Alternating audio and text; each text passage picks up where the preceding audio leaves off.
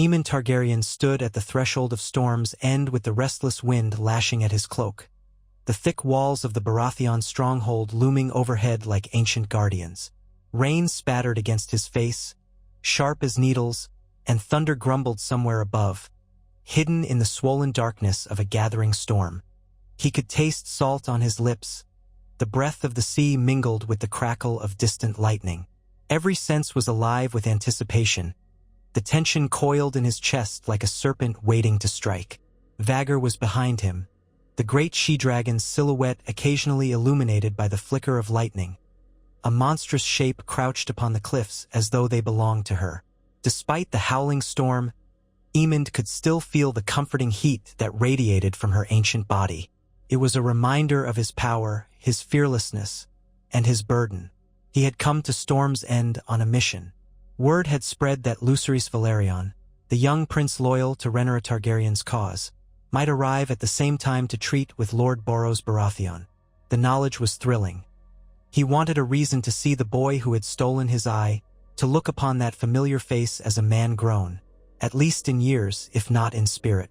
But more than that, he wanted the promise of an alliance.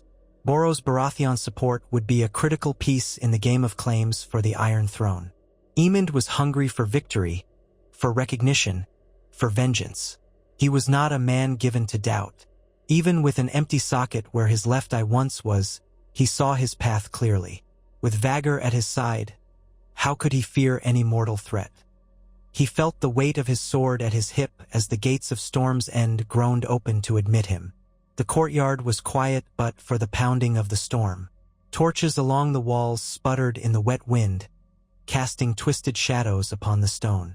Servants rushed out to tend his horse and to present him to Lord Boros. Aemond brushed them off with a curt gesture. He did not dismount immediately. Instead, he looked back to the sky. Vhagar's low rumble carried through the darkness, shaking the stones beneath his feet. He smirked. Let them all remember who commanded the oldest living dragon in the world.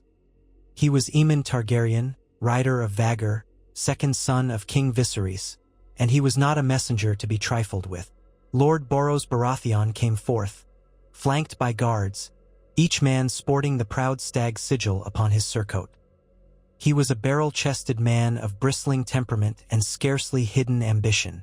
The wind whipped his cloak around thick legs as he squinted up at the Targaryen prince.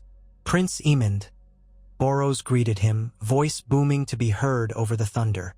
"I expected you sooner. And you brought a storm with you, it seems." Aemond slid from his horse, boots splashing into muddy puddles. He stood straight, a tall, lean figure robed in black and green, his silver hair clinging to his face. The eye patch he wore lent him a fearsome quality, and the faintest smirk tugged at his lips when he regarded Boros. "We Targaryens have a knack for stirring the winds, my lord. My thanks for receiving me, even in this foul weather." "It is a dark day indeed, prince," replied Boros, gesturing for him to come inside. Aemond followed, wiping raindrops from his face. Inside, the grand hall flickered with torchlight and braziers, the air smoky and close. The stone floors were bedecked with rushes that had grown damp from the sodden boots of men coming in and out all day. The keep's gloom, punctuated by the moan of wind through arrow slits, reminded Aemond of how Storm's End earned its name. He remembered fleeting visits here as a child, before the realm began its slow spiral into chaos. That seemed a lifetime ago. They climbed a short flight of steps to the main hall, the Lord's audience chamber, where long tables stood mostly empty, bearing the remains of earlier meals. Boros took his seat in a tall-backed chair carved with the antlers of the Baratheon stag. Men-at-arms lined the walls.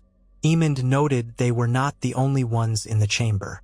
A retinue of knights wearing the colors of House Velaryon stood to one side, and at their center, pale with uncertainty, was Lucerys Velaryon. Aemond paused at the top of the steps, the corners of his lips quirking in a faint smirk as he beheld the boy who once cost him an eye. Lucerys was older than he remembered, but not by many years. He was still more boy than man, round-faced and anxious. His eyes flickered from Aemond's face to the patch over his left eye. Aemond watched those memories kindle behind that stare. He drank in the fear he sensed beneath that youthful composure. "It would seem, my lord," said Aemond, not looking away from Lucerys, "that you have a choice to make tonight." "So it does," Boros grunted, sitting heavily in his seat. He glanced between the two princes. "I have heard both sides, but I am a practical man. I'll not bend the knee without proper cause." Aemond tightened his jaw. "Then you know what I've come to offer. My brother, King Aegon, the second of his name, extends his gratitude and promise of strong bonds through marriage and mutual benefit. Storm's End will stand high among the kingdoms if it sides with the rightful king." Lucerys shifted, his voice softer and more measured. "My mother, Queen Rhaenyra, offers no less, my lord. We hope to secure your friendship as we secure the realm's peace. The realm knows she was named heir by the late King Viserys, an oath that many lords have already reaffirmed. And who can enforce such an oath now?" Aemond asked with a sneer, stepping forward. His voice echoed in the hall. "King Aegon sits the Iron Throne in King's Landing. The crown stands behind him. Be wise, Lord Boros, and do not be swayed by sweet words that cannot protect you from fire and blood." Lord Boros scratched his chin, his eyes flicking from one prince to the other. For a moment, the thunder outside was the only sound. The storm was intensifying, wind shrieking through the cracks in the windows. Finally, the Storm Lord rose from his seat. "I have not yet made my final decision. I must weigh your offers carefully, but I see no reason this must end in bloodshed within my walls. You are both guests in my hall, and Storm's End is a sanctuary tonight." Aemond's grin was humorless. He could see the tension in Lucerys' posture, the young prince standing stiffly among his attendants. 1,000 scenes of retribution flitted through Aemond's mind. A sword at Lucerys' throat, the boy kneeling in apology for what he had done years ago. But Boros was formidable, and Aemond recognized the precarious nature of the situation. He contented himself with a cold stare, letting the threat linger in the charged air. Boros's voice broke through the storm's howl. "I ask you both to leave Storm's End by dawn. I will give you my reply then, but let no harm be done within these walls." He looked from Aemond to Lucerys pointedly. "I will not have Baratheon blood spilled tonight, nor the blood of guests under my roof." Lucerys nodded quickly, relief evident on his face. He bowed to Lord Boros. "Of course, my lord. My mother will be grateful for your courtesy. I will take my leave as soon as the storm abates enough for me to fly." Aemond's eye narrowed. "Fly safely, then," he said in a deceptively cordial tone. He did not bow. Instead, he inclined his head stiffly and turned on his heel. He could feel Lucerys' gaze prickling on his back as he departed. Outside, the wind whipped at him again, and the courtyard's torches seemed to sputter as he strode past. Servants scattered to avoid him, faces drawn with worry. In the distance, Vhagar's roar echoed once more. Aemond saw her vast shape shift against the sky, illuminated by a fork of lightning. She was waiting. He had no intention of letting Lucerys Velaryon fly off into the night unchallenged.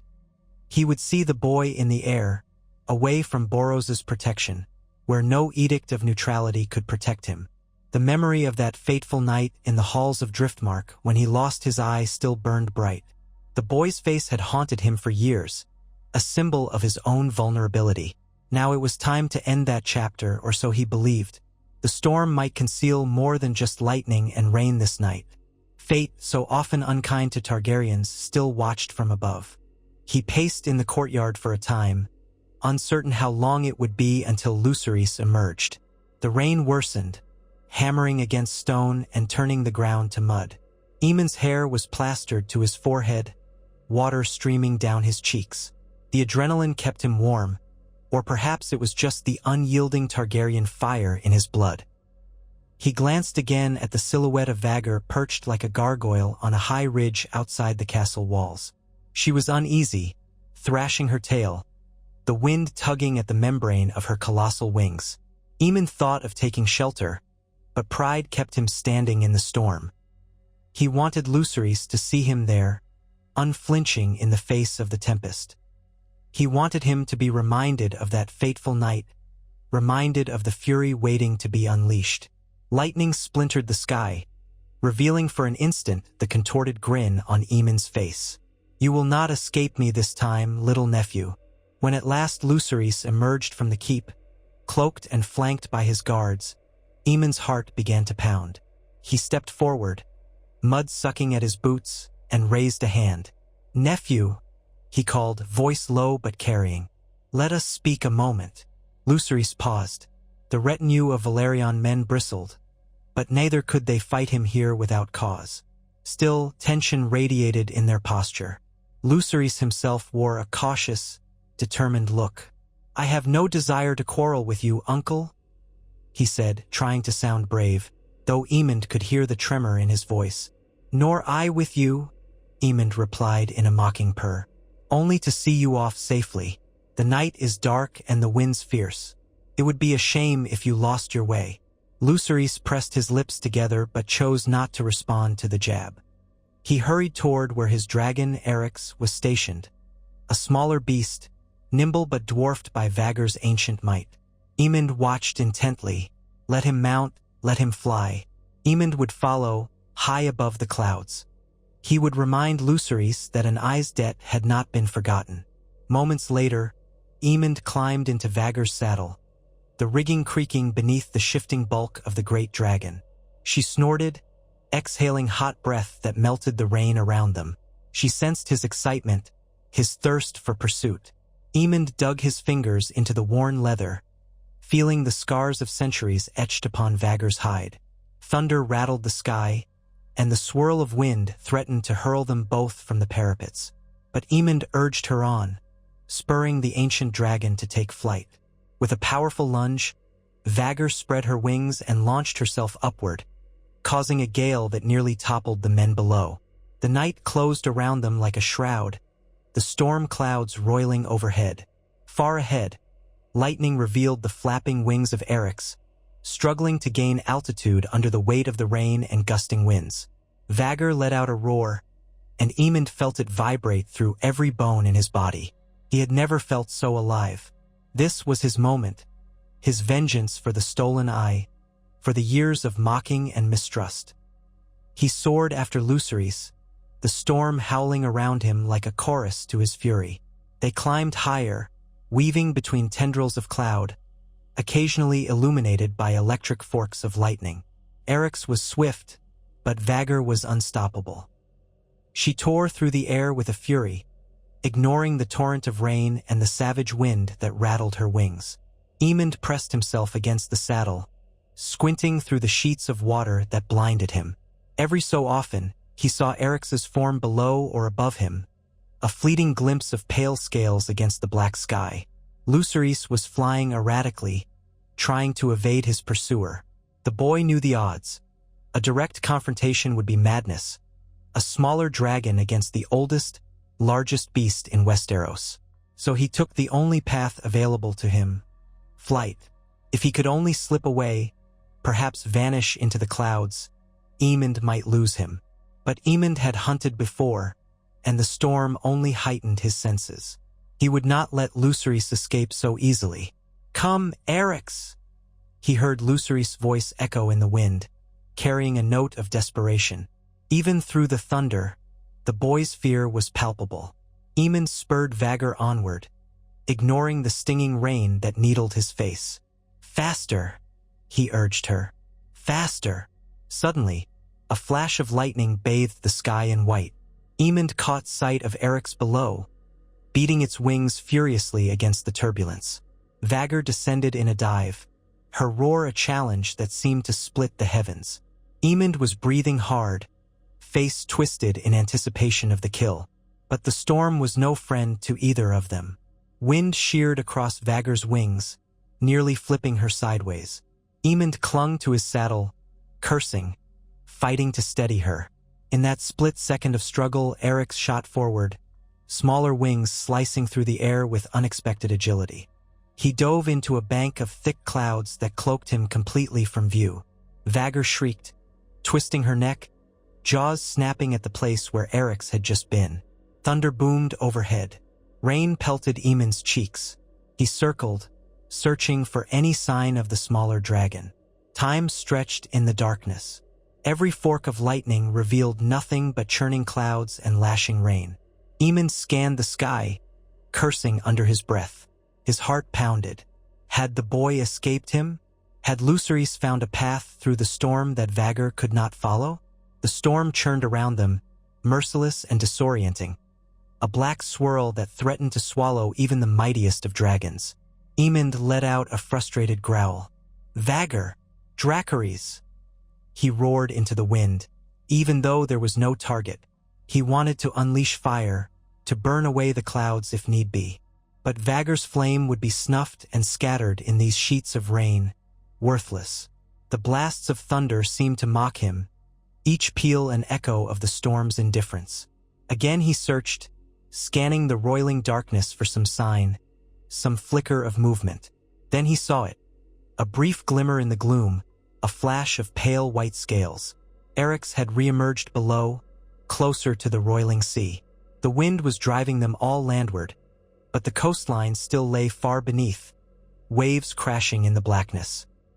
Aemond urged Vhagar downward, determined not to lose sight again. There, in the next flash of lightning, Eryx was weaving desperately over the cliffs. Aemond began his descent, the rush of wind deafening in his ears. He glimpsed Eryx again, the smaller dragon flailing in the gale. Another wave of thunder rolled across the sky, and in that moment, Vhagar tucked her wings, plunging with lethal speed. Aemond was about to exult in victory when a bolt of lightning struck the clouds above them, illuminating the heavens in brilliant white. He barely had time to see the shape careening through the darkness. Another beast of scales and wings battered by wind. It was not Eryx, but a far more terrible sight in that instant. Even Vhagar hesitated, letting out an uncertain rumble. Through the driving rain soared the monstrous shadow of Melaise the Red Queen, and upon her sat a rider, Rhaenys Targaryen, the queen who never was. 1,000 thoughts collided in Aemond's mind at once. Why was she here? How had she come so swiftly? And what did this mean? He had not known Rhaenys would come to Storm's End. The storm parted for a breath, a swirl of wind revealing Melaise's fearsome crimson hide. The older dragon bellowed a challenge that rattled Aemond's teeth. He pulled hard on Vhagar's reins, but the ancient she-dragon, battered by wind and rain, could not maneuver as nimbly as Melaise. In a single, dreadful instant, the roaring form of Melaise crashed into Vhagar's flank, claws extended, jaws snapping. The shriek of twisting scales and the thunderous impact was deafening, more horrific than the storm itself. Aemond jerked in his saddle, thrown sideways by the sudden collision. The harness bit into his shoulders, saving him from a deadly fall, but he cried out in alarm. Vhagar responded with a roar of outrage, hooking her talons into Melaise's side. For a moment, the two dragons tumbled together in the air, writhing shapes locked in savage combat.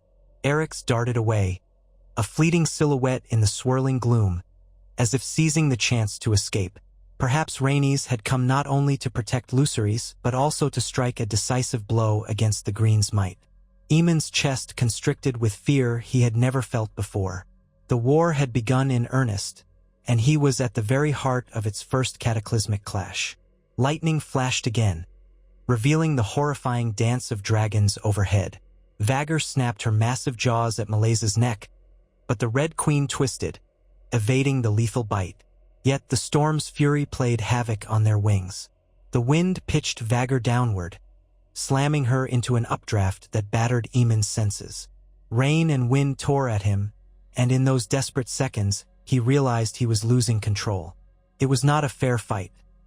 Vhagar was older, mightier in raw power, but Melaise was agile, even in her own advanced years. And Rhaenys was a formidable rider, far more experienced than Lucerys could ever be. The Red Queen's claws raked Vhagar's belly, drawing a fountain of dark blood that vanished into the storm. Vhagar roared in agony, and Aemond felt the terrible shudder roll through the dragon's body. The harness jerked violently, nearly wrenching him free. He clung on, teeth clenched, cursing and calling Vhagar's name. He needed to pull free to gain altitude and regroup. Even as the desire for vengeance raged inside him, survival roared louder. This was no time for a foolish stand in the sky, battered by storms and outmaneuvered by a cunning foe. "Fly, Vhagar! Fly!" he bellowed, ignoring the pain in his shoulders.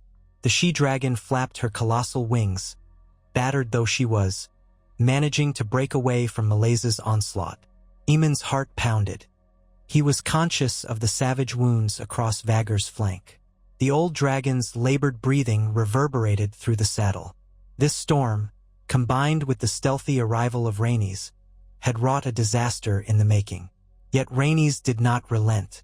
Maleys curved around with almost elegant grace, her red scales glistening with rain, eyes blazing. She plummeted from above, jaws wide, leaving Aemond only a heartbeat to yank on the reins, trying to twist Vhagar aside. The ancient dragon roared but could not dodge quickly enough. Maleza's jaws clamped onto Vhagar's long neck. The scream that ripped from Vhagar's throat was like the wail of an angry god, a sound that shook the air, resonating above the thunder. Aemond's eye widened in horror as Maleza's fangs tore through sinew and scale. Blood poured from the wound, vanishing into the storm like a crimson waterfall. Lightning turned the clouds stark white once more, illuminating Vhagar's agony. In that blinding flash, Aemond saw the swirling chaos of wings and scales, the savage fury in Maleza's eyes, and the terrible finality that lurked in that dreadful wound. He howled in despair. "No, Vhagar!" Lightning turned the clouds stark white once more, illuminating Vhagar's agony. In that blinding flash, Aemond saw the swirling chaos of wings and scales, the savage fury in Maleza's eyes, and the terrible finality that lurked in that dreadful wound. He howled in despair. "No, Vhagar!" The monstrous she-dragon convulsed. Her wings beat helplessly against the savage wind. Aemond felt gravity take hold as Vhagar began to spiral downward. He had never known fear like this, the realization that his bondmate, the oldest and mightiest of dragons, might be mortally wounded. He pulled desperately on the reins, whispering pleas. But even the Targaryen blood in his veins could not mend such a brutal injury in an instant. Vhagar was falling, and Aemond was falling with her. He did not see Rhaenys or Maleys in those seconds. The world became a blur of storm clouds and whistling wind, Vhagar's roars mingling with the roar of the wind in Aemond's ears. His stomach lurched. They spiraled dangerously close to the rocky coast below, the jagged cliffs a dark outline where angry waves battered stone. The harness straps cut into Aemond's flesh, and he realized with terrifying clarity that if Vhagar did not recover, he would be dashed to pieces upon those rocks along with the great dragon. Gritting his teeth, he willed Vhagar to steady. His voice was raw when he shouted, "Vhagar, fly!" Through blood and pain, the ancient dragon responded. She spread her wings wide, halting some of the descent, but it was not enough. They slammed into the cliffs, an impact that shook every bone in Aemond's body. He was jolted forward violently, the harness saving him from instant death. A blast of pain exploded through his torso. For a moment, the world went dark. When he regained his senses, he was sprawled across Vhagar's massive neck, the sky spinning overhead. Rain battered him and the wind howled. Vhagar lay partially collapsed against the rocks. Her right wing was twisted at an unnatural angle, pinned by the jagged formations of the cliffside. She drew ragged breaths. Blood trickled from the gash in her neck.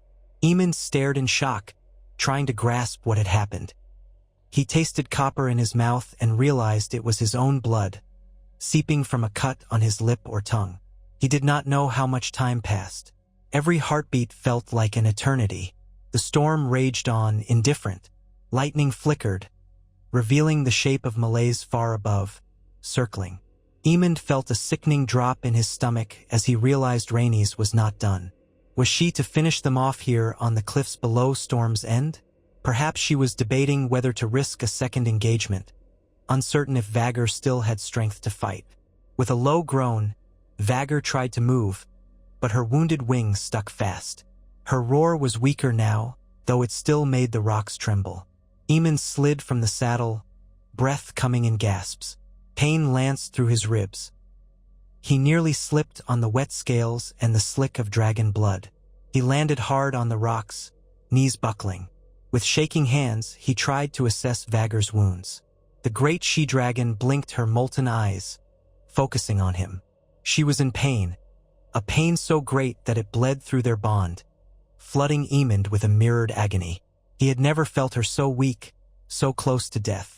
Tears mixed with the rain on his cheeks. "Stay with me," he whispered, voice ragged. "Please, stay with me." Above, Malaise let out a triumphant roar, but it did not come closer. Aemond could only guess that Rhaenys, satisfied or perhaps uncertain, had decided to break off. He doubted she had the stomach to risk entangling Malaise on the jagged rocks, or perhaps she was worried about her own injuries. Indeed, the Red Queen bore slashes on her side, and she might not have had the strength for a final confrontation. Slowly, the shape receded into the darkness, leaving Aemond alone with his dying dragon. Lightning cast its harsh glare across the scene. Aemond glanced upward toward Storm's End, though it was hidden by the torrential sheets of rain. There would be no rescue from there. Lord Boros would not risk men or resources in a storm to save an injured Targaryen and his dragon, especially not if it endangered their precarious neutrality. Aemond grit his teeth, swallowing a bitter taste. He was alone. He stroked Vhagar's scales, ignoring the pain in his ribs. Her blood was hot on his fingers. The bond they shared pulsed with heartbreak, fear, and a desperate will to survive. She had lived centuries, fought countless battles. She had carried Visenya Targaryen in the days of Aegon's conquest. And now, here she was, broken against the rocks at Storm's End. Aemond pressed his forehead to her scales, feeling the trembling of her great body. Memories surged in him. The night he had claimed her at Driftmark, the exhilarating rush of flight, how unstoppable he had felt. She had been the final piece to prove his worth, to show the world he was not lesser than his siblings or cousins. And now he was losing her. Though the storm raged on, time seemed to slow around Aemond. He spoke words of comfort in High Valyrian, though he was no maester, and no healing could undo such wounds. Vhagar's breathing grew more labored, each exhalation a ragged shudder. Aemond swallowed, tears burning his good eye as he realized that every moment slipping by was one step closer to her end. He felt her anguish through the bond. She was a proud beast, a living legend. She did not deserve to die pinned and broken like this. He tried to pry her wing free, but it was impossible for one man, even one with Targaryen blood. The jagged edges of stone locked her wing in place, and she was too large, too injured to move herself effectively. Aemond stumbled, nearly falling again, his strength sapped by the storm and his own injuries. He gasped for breath, tasting the salt of sweat, blood, and rain. With a final, feeble effort, Vhagar tried to rise. She pushed upward, a quake passing through her enormous body. The snapping sound that followed ended in a pained roar, and she slumped again, panting. Aemond clutched at her scales, a sob tearing from his throat. Then he sensed it, as if a final barrier in the bond broke. A wave of acceptance, sorrow, and resignation swept over him from the great dragon's mind. She blinked her enormous eyes, fixing them on her rider one last time. He swore he saw a hint of tenderness there, an echo of their shared connection. Aemond's breath caught. "No," he whispered, voice cracking.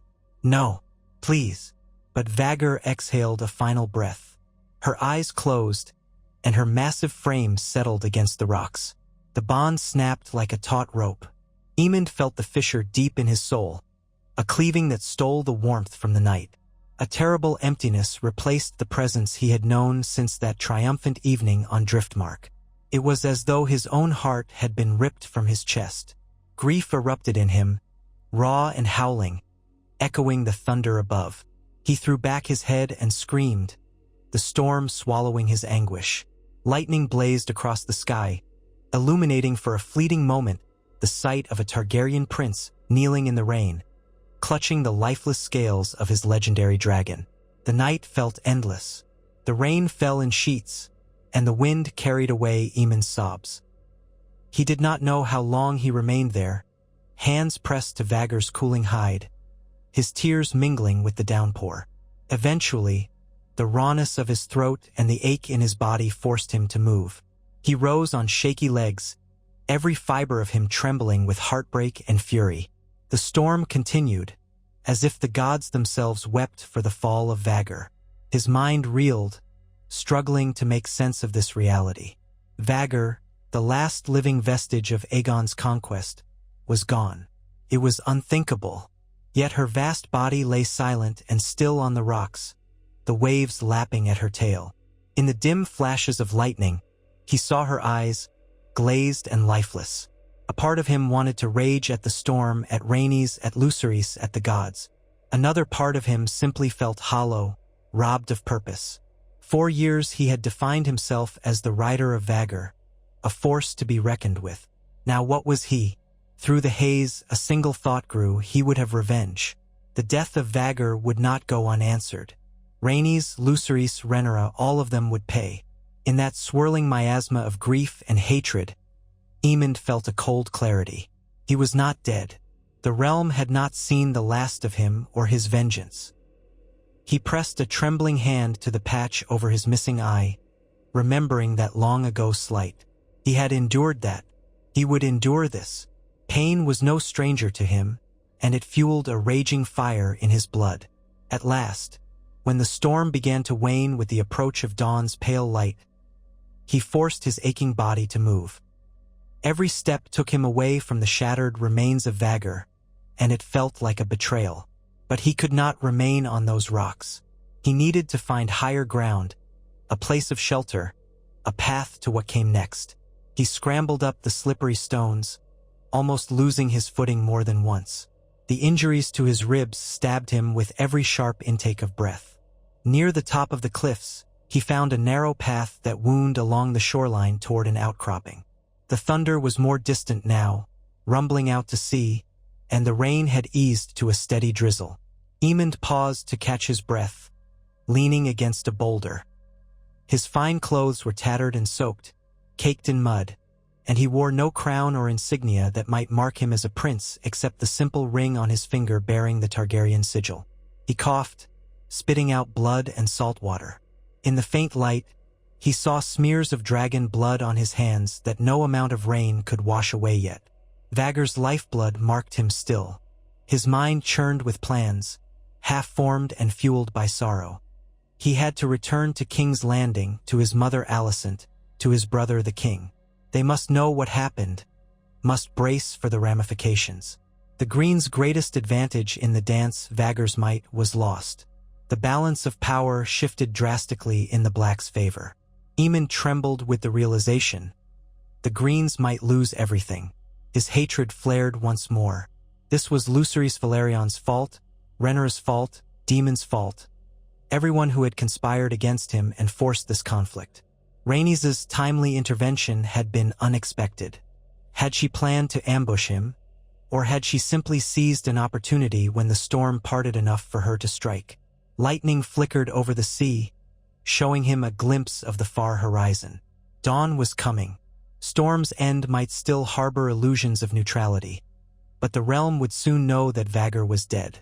That knowledge would electrify every corner of Westeros. Aemond could only imagine the triumph in Rhaenyra's court, the despair in his own.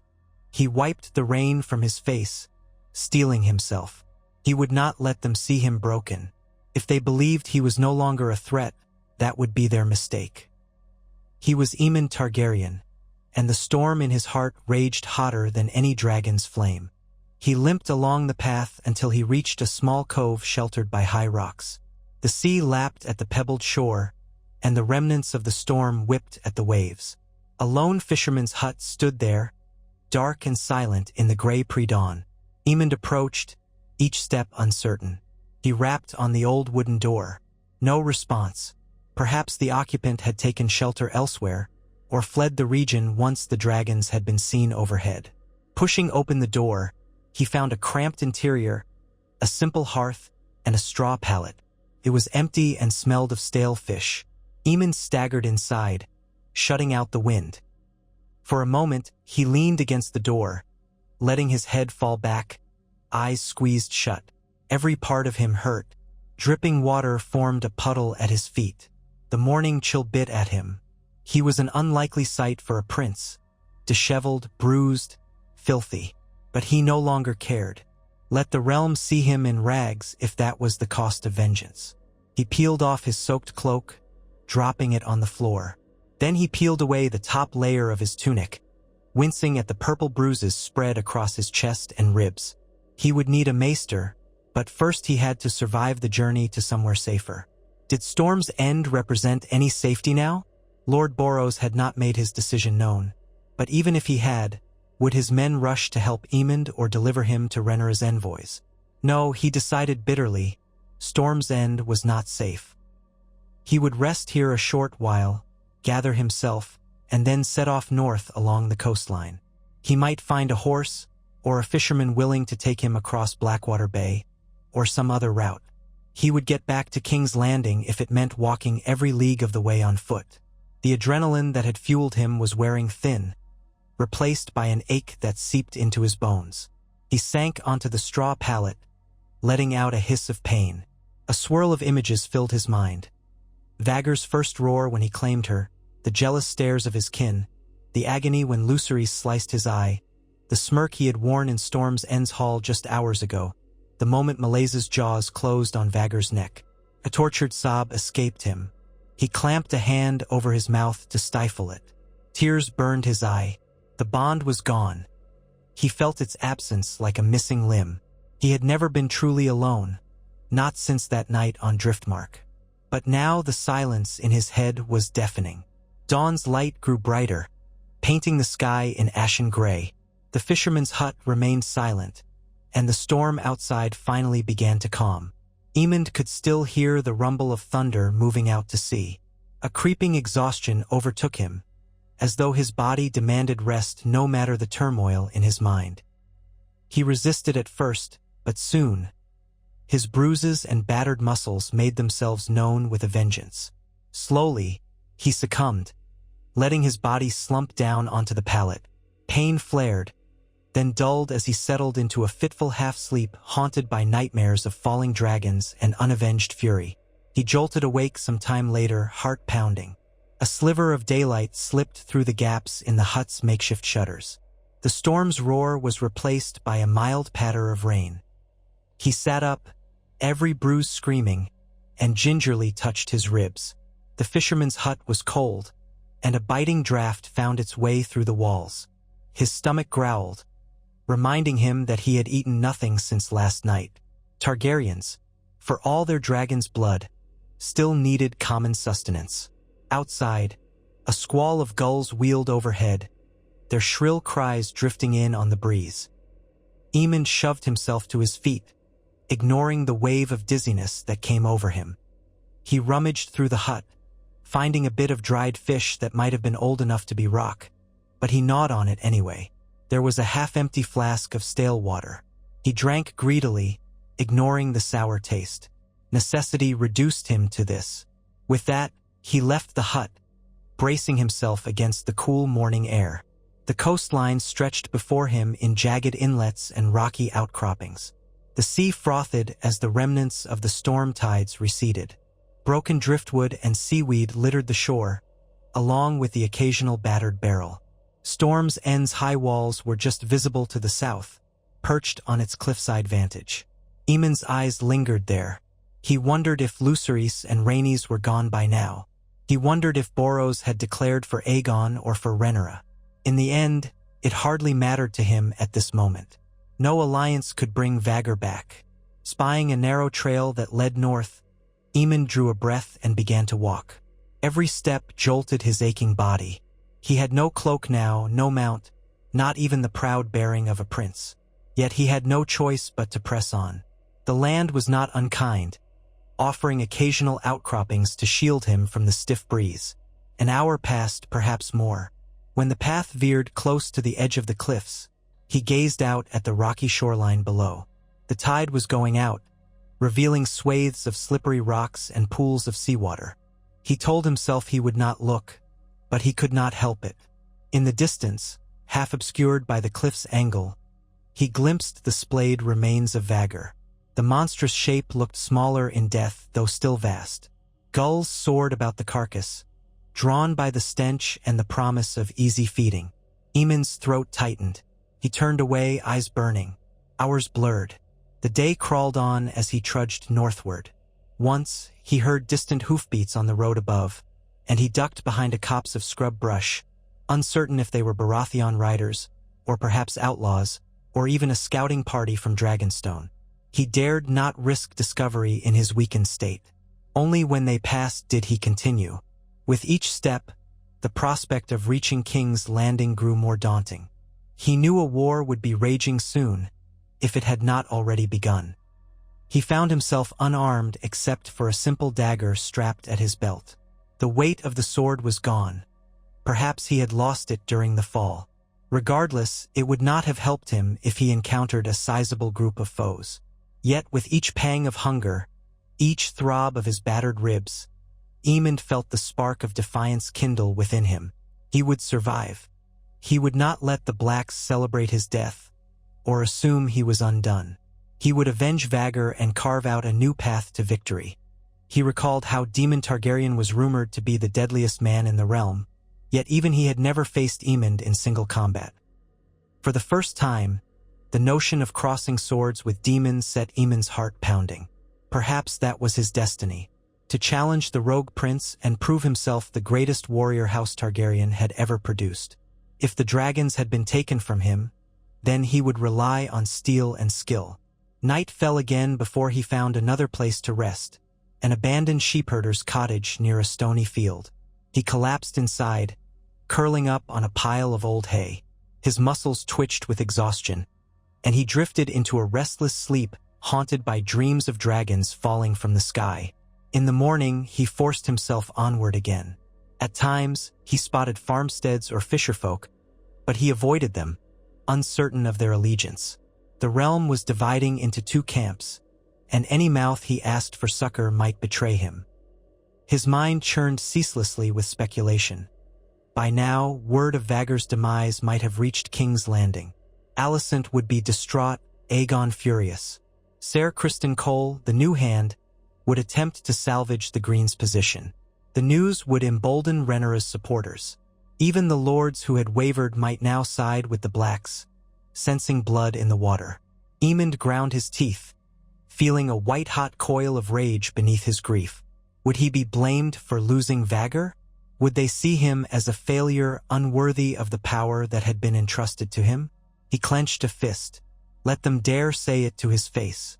On the evening of the second day, he discovered a roadside inn. The Painted Prince proclaimed the sign swaying in the light breeze. A modest establishment with a stable out back and a wattle and daub construction. Smoke curled from the chimney, and the scent of roasting meat wafted on the air, making his stomach clench with longing. Normally, as a prince, he would ride up with retinue and proclaim his station proudly. Tonight, he wore no such pride on his sleeve. He was but a weary traveler. Yet every fiber of him resisted the idea of bedding down in a roadside inn among peasants. Still, necessity forced his ha. He approached cautiously, verifying that no soldiers lurked about. When he entered, he was greeted by a small common room lit by a hearth and tallow candles. A bored innkeep wiped a table, giving him a cursory glance. Aemond's disheveled appearance seemed to draw little attention beyond mild suspicion, as if he might be another vagabond. He kept his hood over his head, an old cloth he had scavenged from the sheepherder's cottage. It hid the worst of his silver hair, though strands still escaped. "I've coin," Aemond rasped. "I want a hot meal and a room." The innkeep shrugged. "We've stew in the pot, bread, and small beer. A bed upstairs." Aemond nodded, digging into the pouch at his belt. He had enough coin for a few nights, though not enough to buy a horse outright. He paid for a meal and a single night. The innkeep took the coins, biting one to test it. Then he beckoned a younger serving lad, who returned in moments with a wooden bowl of thin stew and a hunk of bread. Aemond ate with a kind of desperate focus. The stew was bland, the bread hard, but it tasted like salvation. Each bite revived him a fraction. He was aware of the other patrons. A trio of laborers in dusty clothes, a traveling peddler talking quietly with a local farmer. None paid him much heed. Over the hearth, a battered shield bearing the image of a prancing horse hung, black with soot. Aemond kept his face angled downward, letting his hood conceal the scar running from his forehead to the patch over his eye. His mind churned with the notion that he might glean some news here. Perhaps travelers passing south had heard rumors from Storm's End or King's Landing. After finishing his meal, he lingered, ears attuned to any conversation. Before long, the traveling peddler said something that caught Aemond's attention. "And I heard talk that 2 dragons clashed above Storm's End," the peddler was saying, leaning over the table to the farmer. "One of them crashed into the cliffs. Big as a mountain, some say. Not a scale left alive." Aemond's heart pounded. He forced himself to remain still, letting the conversation continue. The farmer frowned. "A fight, you say? Then it's begun, hasn't it?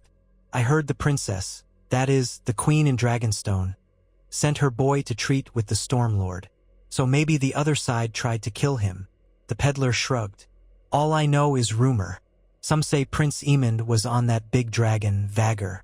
But who can know for certain if he survived?" Aemond felt his hands clench under the table. So the story was already spreading. And there he was, listening to them discuss the downfall of Vhagar as idle gossip. It made his chest burn. He had to get out of here, and soon. Let them think him dead if they wished. That might serve him, in fact. If the realm believed him lost, he would have the advantage of surprise. But he needed to be careful. Word might soon spread of a silver-haired traveler with an eye patch. The realm had few Targaryens, and fewer still with only one eye. He quietly rose, leaving the empty bowl where it was. The innkeep directed him upstairs. The room was small and drafty, with a lumpy straw mattress. It didn't matter. He barred the door behind him, sliding the wooden latch. Then he leaned his forehead against it, exhaling a trembling breath. He was so very tired. Pain flared in his ribs, and he tried to shift his posture for relief. Sleep, he told himself. He would need his strength. He lay on the bed without undressing fully, one hand near the hilt of his dagger. In his dreams, he heard Vhagar's roars again, echoing in the storm. He saw flashes of red scales and felt the impact of teeth tearing into flesh. Lightning illuminated the air, and then he was falling into an endless black void. He startled awake, gasping. The room was dark, lit only by moonlight through a crooked shutter. His heart thudded. He had no sense of how much time had passed. Quietly, he sat up, pressing a hand to his damp brow. He felt feverish. Perhaps infection was setting in around his bruised ribs, or maybe he was simply battered. Either way, he couldn't remain here for many nights. At dawn, he slipped out of the inn, leaving an extra coin for the innkeep without a word. The roads beckoned. His next step was uncertain, but he knew he had to push east, eventually crossing into the Crownlands if he was to reach King's Landing.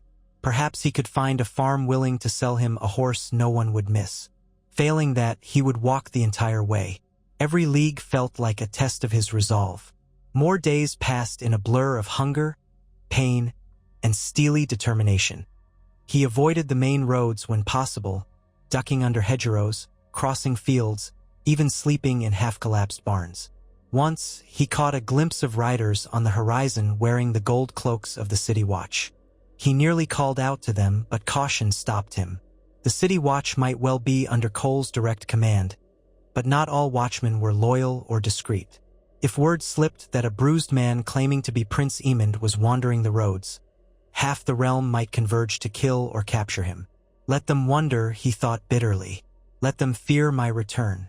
He pressed on, haunted by images of Vhagar's final moments, consumed by thoughts of how he might exact retribution on Rhaenys Targaryen. Indeed, his hatred for Rhaenys was growing as fierce as that for Lucerys. Lucerys had taken his eye. Rhaenys had taken Vhagar. They would pay in blood. All of them would.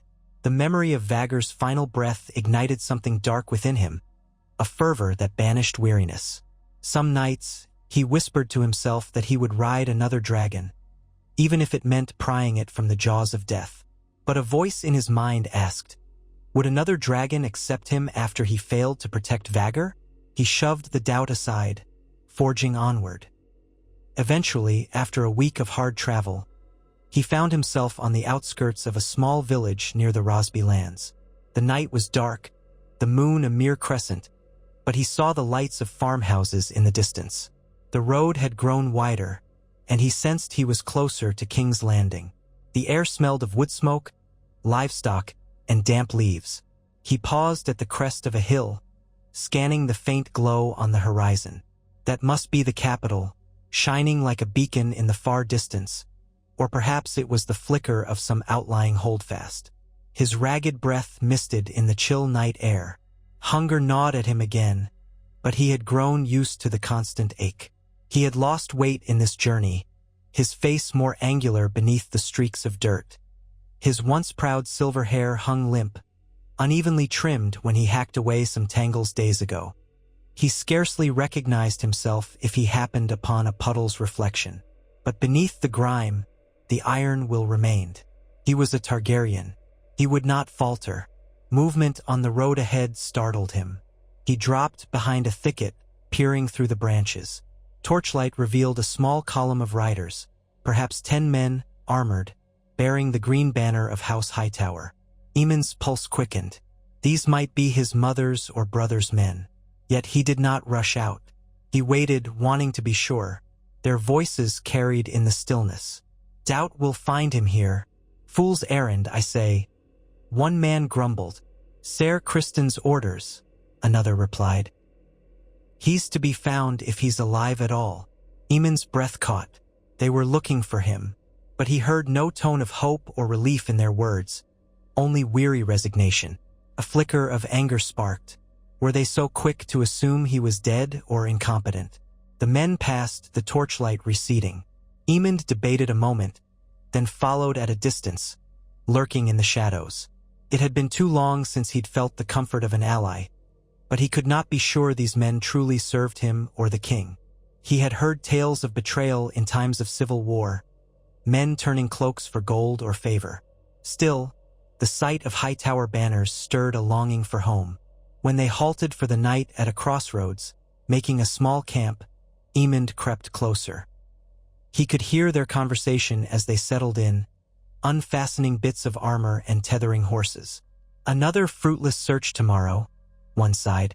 We'll ride to another hamlet and ask around. If Prince Aemond truly did survive Storm's End, someone must have seen him. Aemond stifled a humorless laugh. He had made sure no one recognized him.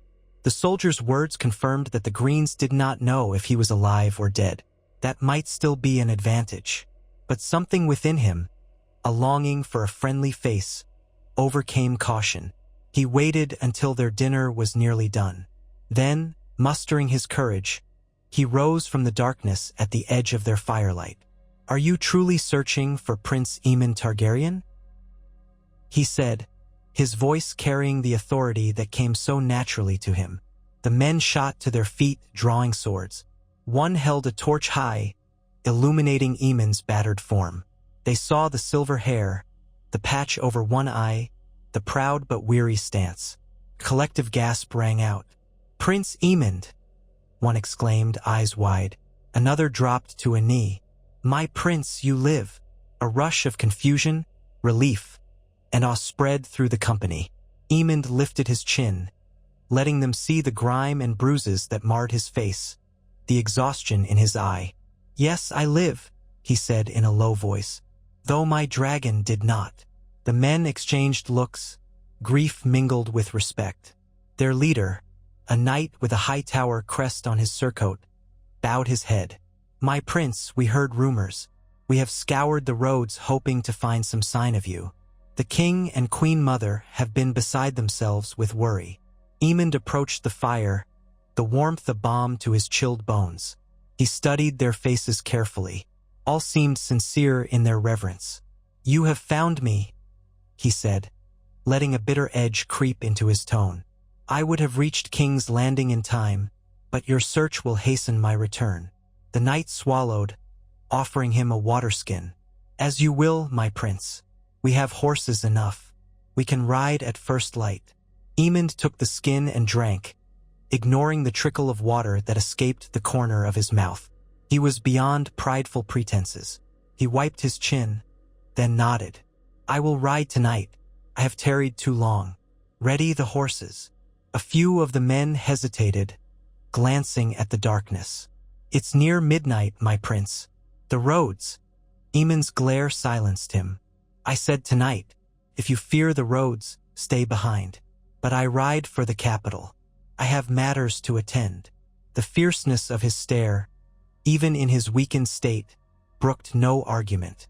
The men bowed and hurried to obey. Deep inside, Aemond felt a weary relief. He would see his mother again, see his brother. Then he would plan how best to strike back at those who had wronged him. By the time the horses were saddled, the men were subdued but ready. They gave him a sturdy destrier to ride, helping him mount carefully when they saw he was injured. Aemond bore the pain without complaint, straightening in the saddle. The night wind rustled the trees overhead. He looked at the men assembled around him, a small escort, but enough to discourage bandits. "Let us go," he said simply. They rode into the darkness, torches held aloft by a few riders. Aemond felt a surge of grim determination. His time wandering alone on the roads was over. The storm that had taken Vhagar had also kindled a new, unrelenting purpose within him. He might have lost his dragon, but his resolve was unbroken. The war was only beginning, and he would be at its forefront. They rode through the night, stopping briefly to water the horses, traveling roads that grew broader and more well-trodden as they neared the capital. Dawn found them crossing a low rise, and there, in the pinkish hue of morning light, the walls of King's Landing came into view. Smoke rose from the chimneys of 1,000 buildings clustered within those sprawling walls, and atop the highest hill, the red keep loomed like a sentinel. Aemond gazed upon it, his heart clenching with a swirl of emotions. He had left as the rider of the realm's most feared dragon. He returned astride a borrowed horse. Word of their arrival traveled quickly. By the time they reached the city gates, a few watchmen were already stationed to greet them. They gawked openly at Aemond's disheveled state, but he ignored their stares. He was a prince of the blood, and his presence alone demanded they open the gates without question. The hoofbeats clattered on cobblestone streets as they wound through the city, the populace just beginning to stir. Bakers lit fires, shopkeepers set out wares. Some recognized the green banners and stared in curiosity. They did not know the half of it. Finally, the red keep's towering barbican loomed overhead. The guards parted before him, bowing low, shock plain on their faces. Aemond dismounted stiffly, biting back a groan of pain, and motioned for one of the knights to stable the horse. Then he strode toward the keep's grand doors, ignoring how the guards rushed to alert the king and queen mother. Each step across the polished stone floors rang in his ears. Memories flooded him, his lessons, the feasts, the training yard. Everything had been simpler before. He made his way into the great hall, where the iron throne perched at the far end, a looming structure of twisted steel and swords. Courtiers and servants began to appear, gasping or murmuring in hushed tones. Then he saw her, Queen Alicent Hightower, emerging from a side corridor, her eyes wide with disbelief. "Aemond!" she cried, rushing forward. She reached him quickly, cupping his face in her hands. He felt her trembling. He saw tears in her eyes. "My son, we feared." Aemond swallowed. The last time he had seen his mother, he was the proud rider of Vhagar. Now he was a battered shadow of that prince. He managed a nod. "I live, mother." She brushed damp hair from his face, her own features stricken. "The rumors reached us. Some said you were dead, others that you'd fled. Gods, I prayed." Her voice broke. Aemond caught her hands. He wanted to speak words of comfort, but his own grief threatened to choke him. "Vhagar," he managed, tears forming despite himself. He clenched his jaw. "Vhagar is dead." Alicent froze, breath hitching. A wave of sorrow crossed her face. She knew the significance all too well. "Oh, my sweet boy. Come, come. You are hurt." She turned, beckoning for maesters, for attendants, her expression hardening with maternal protectiveness. Servants and white cloaks bustled around them. A table was cleared in an antechamber. Aemond was helped onto a cushioned chair. He allowed the maesters to examine his bruised ribs, to wipe away the grime from his face, to check for fever. Alicent hovered, tears in her eyes. Her trembling hand clasped his. Aemond felt an odd swirl of warmth and shame. He had not wanted to be seen so vulnerable, yet the comfort of her presence was undeniable. While the maesters worked, another figure appeared, King Aegon II. He strode in with an entourage of guards, face grim. Aegon's eyes widened at the sight of his younger brother. He dismissed his men with a curt gesture, stepping forward. "Aemond," he said in a low voice. Aemond looked up. There was no warmth between them, only a mutual recognition of shared blood and ambition. Still, there was a glimmer of relief in Aegon's eyes. "Brother," Aemond replied curtly. Aegon's gaze flicked to the maesters tending Aemond's wounds. Then he leaned in, voice tense. "We heard rumors of a battle at Storm's End, that the old beast fell, and you with her." Aemond felt a ragged knot tighten in his chest. "She did," he said, voice thick with pent-up rage. "Rhaenys and Meleys, he could not finish. Even now, the memory seared him. I'm alive. That is all that matters." Alicent squeezed his hand. "Rest now, Aemond.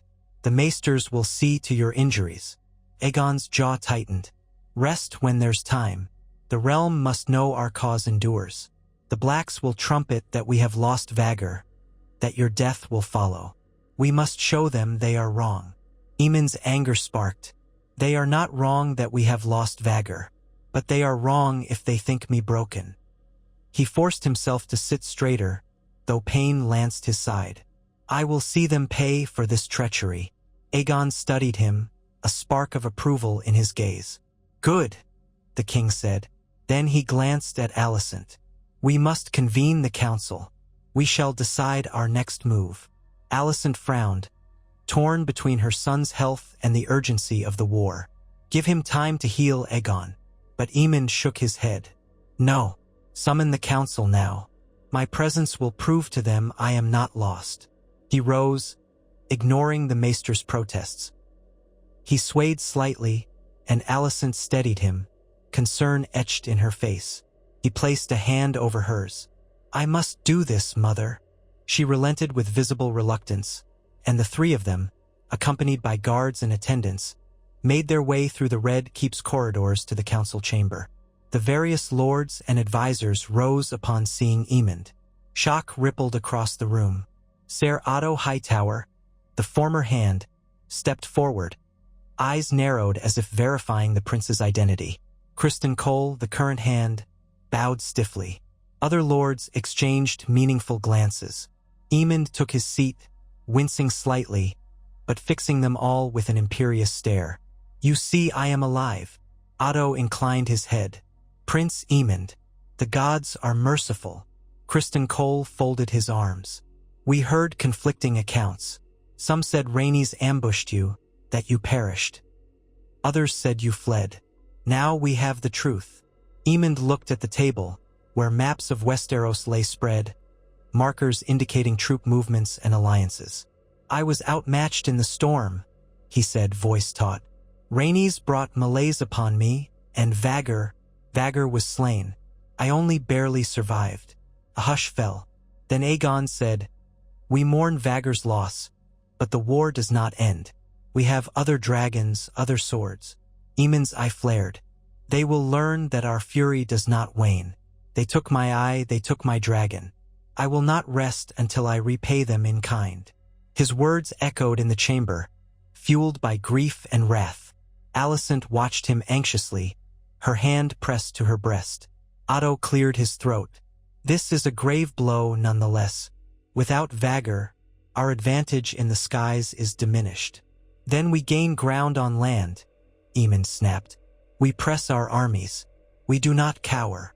Criston Cole nodded in agreement.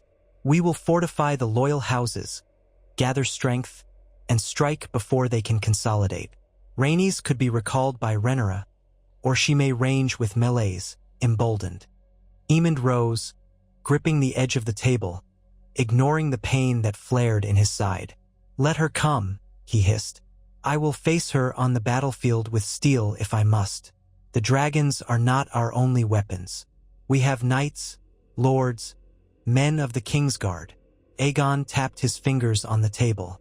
"The realm whispers that losing Vhagar is an omen.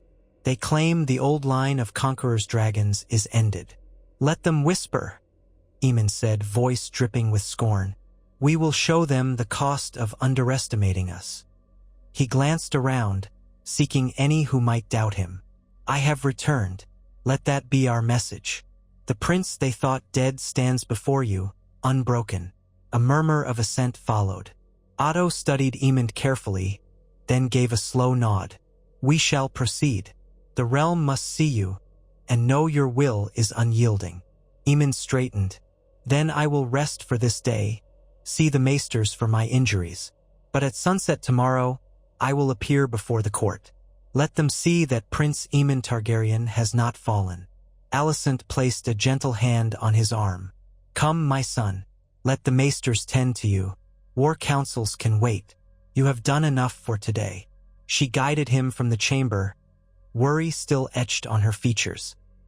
He allowed himself to be led away, though in his heart, the flame of vengeance burned bright. Rhaenys, Lucerys, and all who stood with them would learn that the death of one dragon did not extinguish the fires of House Targaryen. He would make them remember the name Aemond One-Eye, even if he had to tear the skies apart without a dragon to call his own. In the privacy of his chambers, he sank onto a cushioned seat, letting the maesters remove his boots and carefully check the bandages around his torso.